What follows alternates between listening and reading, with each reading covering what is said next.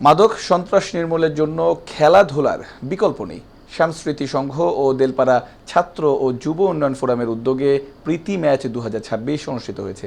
উক্ত খেলাটি অনুষ্ঠিত হয় 26শে এপ্রিল রবিবার রাত 9টায় নারায়ণগঞ্জ 62 বিজিবি সীমান্ত টাওয়ার এবং পূর্ব দেলপাড়া খোদাইবাড়ি জামে মসজিদ সংলগ্ন kick off arena mini stadium মাঠে। এতে প্রধান অতিথি হিসেবে উপস্থিত ছিলেন কুয়েত বাংলাদেশ প্রেস ক্লাবের সহসভাপতি ফতুল্লাহ রিপোর্টার্স ইউনিটির সাংগঠনিক সম্পাদক, দেশ টিভির কুয়েত প্রতিনিধি সাংবাদিক সেলিম হাওলাদার। উক্ত সময় শামস্মৃতি সংঘ ও দেলপাড়া ছাত্র ও যুব উন্নয়ন ফোরামের সদস্যবৃন্দরা সাংবাদিক সেলিম হাওলাদারকে সম্মাননা স্মারক উপহার দেন।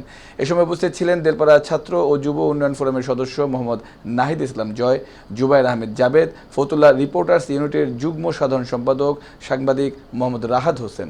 উক্ত খেলাটি 2-2 গোলে ড্র হয়েছে।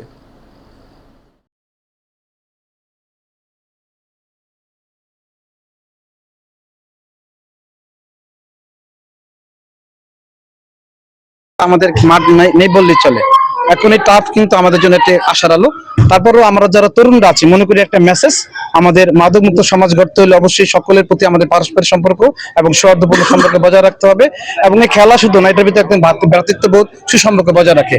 আমরা এখানে খেলতে এসেছি দেলপাড়া যুব উন্নয়ন ফোরামের উদ্যোগে, এবং আমাদের সিনিয়র বড় ভাই যিনি কিনা আমাদের সব সময় খেলাধুলার মধ্যে উৎসাহিত করে রাখে, আমাদের সেলিম ভাই। আমরা চাই এই সমাজ সবাই মিলেমিশে একসাথে এই সমাজকে মাদক মুক্ত করব, এবং আমরা এই উদ্যোগটা নিতে চাই যে আমরা এই তরুণরা একত্রিত হয়ে আমাদের সমাজকে মাদক মুক্ত, জুয়া মুক্ত, ইফটিজিং মুক্ত একটা সমাজ উপহার দেব।